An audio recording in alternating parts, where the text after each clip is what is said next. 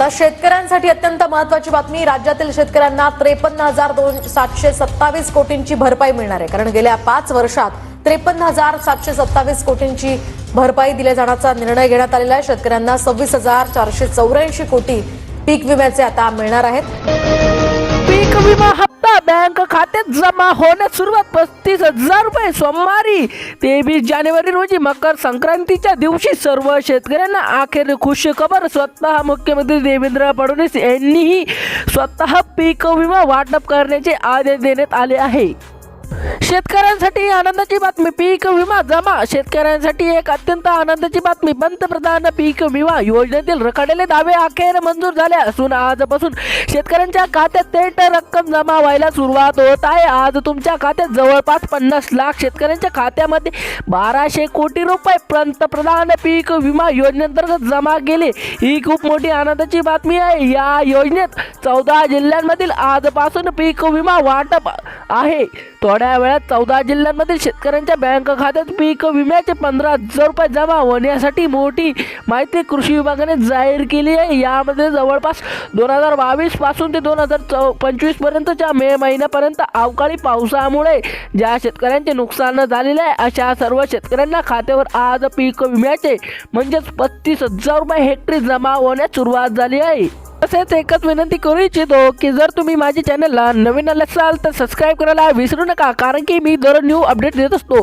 35,000 रुपयापर्यंत पीक विमा मिळणार। 2022च्या ज्या शेतकऱ्यांना पीक विमा मिळाला नसेल किंवा कमी मिळाला असेल त्यांना आता 35,000 रुपयापर्यंत पीक विमा मिळू शकतो। तुम्हाला वाटत असेल की एवढा मोठी रक्कम कशी काय मिळणार, तर त्याचे कारण सांगितले आहे। ते म्हणजे 2022, 2023 आणि 2024 या मागातील 3-4 वर्षाचा पीक विमा शेतकऱ्यांना दिला नव्हता। पीक विमा जमा, शेतकऱ्यांची मकर संक्रांती गोड होणार, त्यामुळे शेतकरी वर्ग सरकारवर नाराज होतो। आता सरकार तर सर्व शेतकऱ्यांना खुश करण्यासाठी पीक विमा वाटप करत आहे। आजपासून पीक विमा वाटपाला सुरू होत असल्याची माहिती समोर आली आहे। तुमच्या आता व्हिडिओच्या माध्यमातून सुरुवातीला आपण देश कृषी मंत्री शिवराज सिंह चौहान यांनी 32 लाख शेतकऱ्यांना खात्यात पीक विमा सोडल्याचे सांगितले जाणत आहे। तसेच 36 जिल्ह्यांपैकी या 14 जिल्ह्याची यादी जाहीर। आता फक्त या 14 जिल्ह्यांमध्ये हा पीक विमा सोडण्यात येत असल्याचे सरकारने जाहीर केले आहे। आपल्या राज्यातील एकूण 36 जिल्हे आहेत आणि काल जवळपास 6 ते 7 ते 8 जिल्ह्यांमध्ये पीक विमा वाटप झालेला आहे। शेतकऱ्यांना वाटत होतं की पीक विमा 10,000 किंवा 15,000 येईल, परंतु केंद्र सरकारकडून 20 ते 2022, 2023 आणि 2024चा पीक विमा सर्व मिळून एकदम खात्यात 50,000 किंवा 40,000 यापैकी किंवा 35,000 पिकासाठी पीक विमा मंजूर झाला।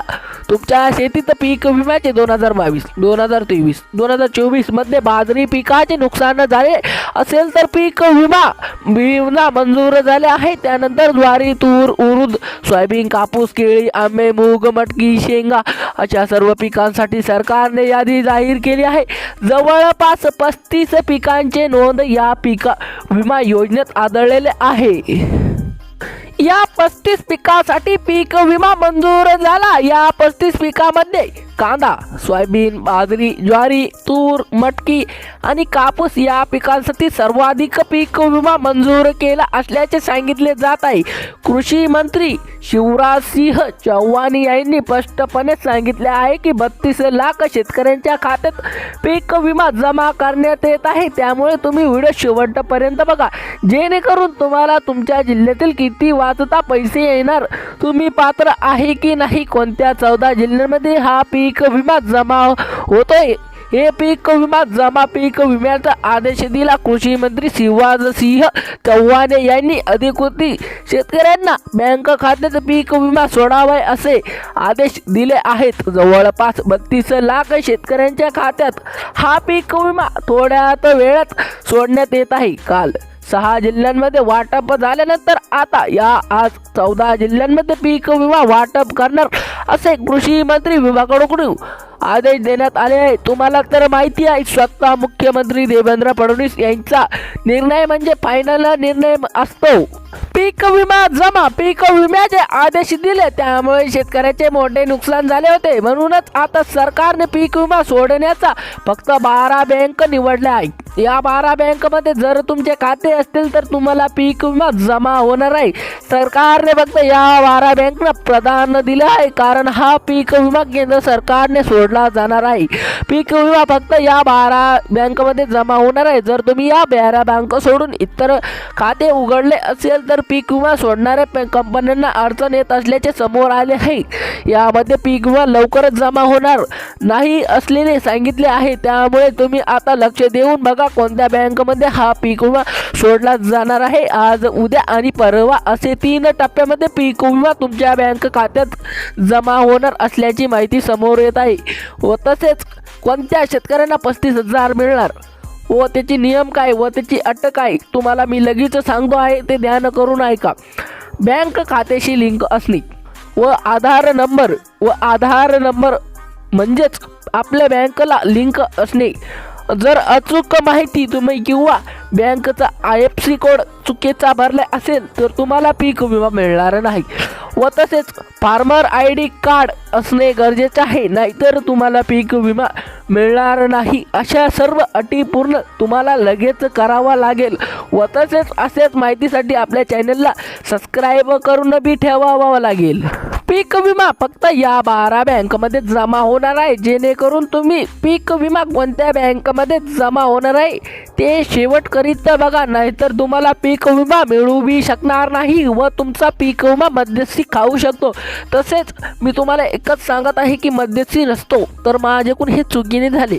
पीक विम्यासाठी निवडलेले 12 बँकची यादी: जिल्हा मध्यवर्ती बँक किंवा जिल्हा सहकारी bank, HDFC bank, ICICI bank, Kotak Mahindra bank, post office bank, bank of Maharashtra, bank of India, state bank of India, corner bank, bank of Baroda. जवळपास 14 ते 15 जिल्हा हजार शेतकरीमधून यामधून बाहेर पडणार आहे. गेल्या काही महिन्यापूर्वी पीक विमा घोटाळा बातमी आली होती. खोटी बातमी बरं का. 14 जिल्ह्यातील या सविस्तर पहा. ज्या शेतकऱ्यांना गायरान जमिनी, रस्त्यावरील लगीच जमिनी, कॉलनीच्या बाजूला जमिनी, कॅनलच्या बाजूला जमिनी, सरकारी जमिनी दाखवून पीक विमा घेतला आहे त्यांना आज पीक विमा सोडले जाणार नाही. तुमचा जिल्हा यात आहे का ते बघा. आज, उद्या आणि परवा या 3 दिवसात आता या जिल्ह्यांमध्ये पीक विमा जमा होणार आहे. अकोला, नांदेड, वाशिम, यवतमाळ, लातूर, बीड, बुलढाणा, जालना, सांगली, कोल्हापूर, सातारा, रायगड, रत्नागिरी. व तसेच एकच विनंती करू इच्छितो की जर तुम्ही माझ्या चॅनलला नवीन आले असाल तर सबस्क्राईब करायला विसरू नका, कारण की मी दररोज अपडेट देत असतो. व तसेच आपला या व्हिडिओचा पार्ट 2B येणार आहे, ते करून आपल्या व्हिडिओला सबस्क्राईब करून ठेवा, म्हणजे चॅनलला सबस्क्राईब करून ठेवा. असेच व्हिडिओ बघण्याकरिता, म्हणजे असे व्हिडिओ आपल्या प्रत्येक शेतकरी मित्राला शेअर करा, त्याला या व्हिडिओची खूप गरज आहे. तुम्ही जर मला सबस्क्राईब केलं व लाईक केलं तरच मी इथून पुढं व्हिडिओ टाकणार आहे. धन्यवाद.